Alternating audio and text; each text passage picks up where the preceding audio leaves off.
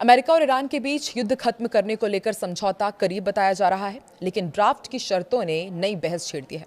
Iran के विदेश मंत्री अब्बास अराक्ची ने खुद को युद्ध का विजेता बताया, जबकि रिपोर्ट्स में दावा किया गया है कि ईरान को जमा हुए अरबों डॉलर तेल निर्यात पर राहत और हॉर्मुज पर नियंत्रण जैसी बड़ी रियायतें मिल सकती है।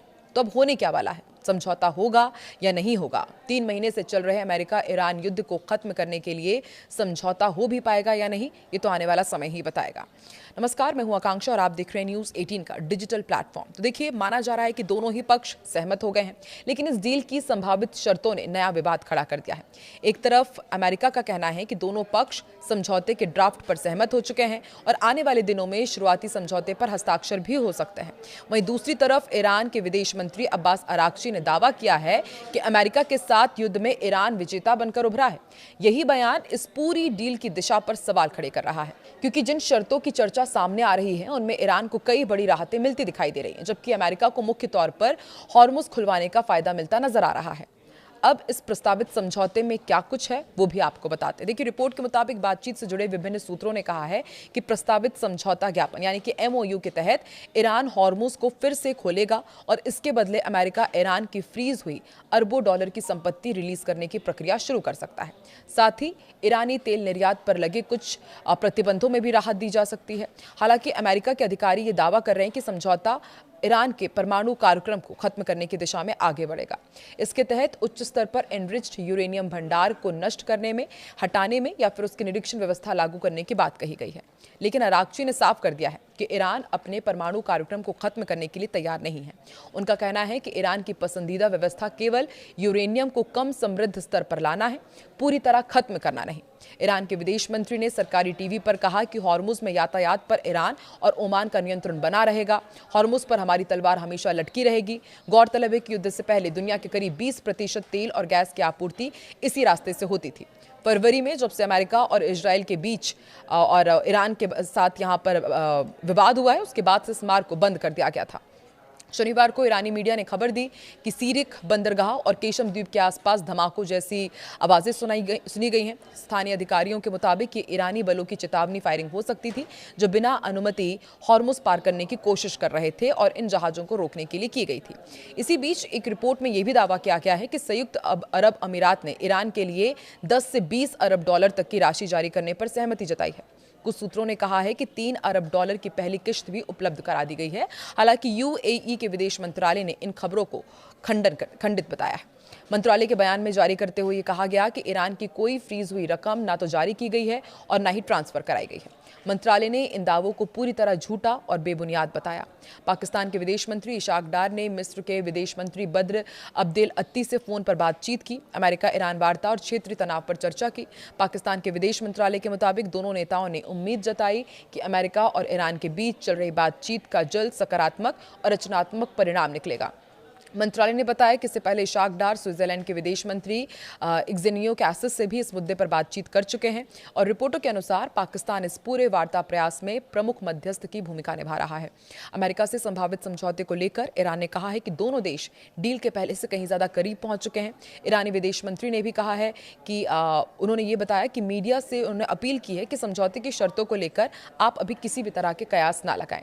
अराक्ची ने सोशल मीडिया प्लेटफॉर्म एक्स पर लिखा कि प्रस्तावित समझौता अब तक के सबसे नजदीकी चरण में है। उन्होंने कहा कि डील को अंतिम रूप दिए जाने तक मीडिया को इसकी शर्तों पर अटकलें नहीं लगानी चाहिए। समझौता पूरा हो जाएगा तो उसके बाद तमाम जानकारियां सार्वजनिक कर दी जाएंगी। और दिलचस्प बात यह है कि अमेरिकी राष्ट्रपति डोनाल्ड ट्रंप ने भी अराक्ची की पोस्ट शेयर की है। इससे पहले ट्रंप ईरानी मीडिया में लीक हुई कथित शर्तों को खारिज कर चुके हैं और कह चुके हैं कि उनका वास्तविक समझौते से कोई संबंध नहीं है। अमेरिका और ईरान के बीच संभावित शांति समझौता भले ही अंतिम चरण में पहुंचता दिख रहा हो, लेकिन तेहरान में इसे लागू करने से पहले लंबी मंजूरी प्रक्रिया से गुजरना होगा। रिपोर्ट्स के मुताबिक समझौते के मसौदे को सबसे पहले ईरानी सेना मुख्यालय और इस्लामिक रिवॉल्यूशनरी गार्ड कॉर्प्स की सहमति चाहिए होगी।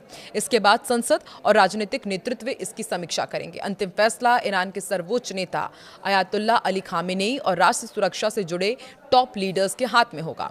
उनकी मंजूरी के बाद ही समझौते को औपचारिक रूप से स्वीकार किया जा सकेगा। यही वजह है कि ईरानी विदेश मंत्री अब्बास अराक्ची के समझौता करीब होने के दावे के बावजूद तेहरान ने अभी तक किसी भी डील की औपचारिक पुष्टि नहीं की है।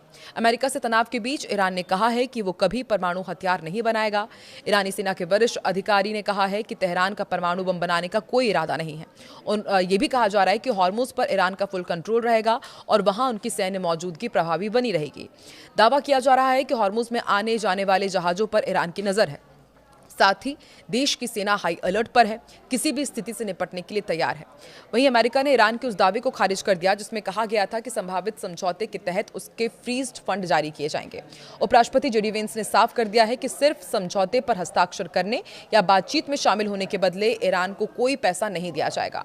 वेंस का बयान ऐसे समय में आया है जब ईरानी मीडिया में दरअसल ये दावा किया जा रहा था कि अमेरिका के साथ प्रस्तावित समझौते में तेहरान की जमी हुई संपत्तियां रिलीज करने का रास्ता तैयार किया गया है।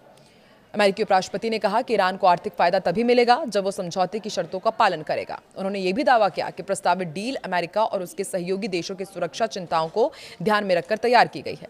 हाल ही के दिनों में अमेरिका और ईरान दोनों तरफ से समझौते को लेकर अलग अलग दावे किए जा रहे थे। जहां ईरानी मीडिया डील की शर्तों का खुलासा कर रहा है तो वहीं ट्रंप प्रशासन लगातार कह रहा है कि मीडिया में चल रही कई बातें सही नहीं है।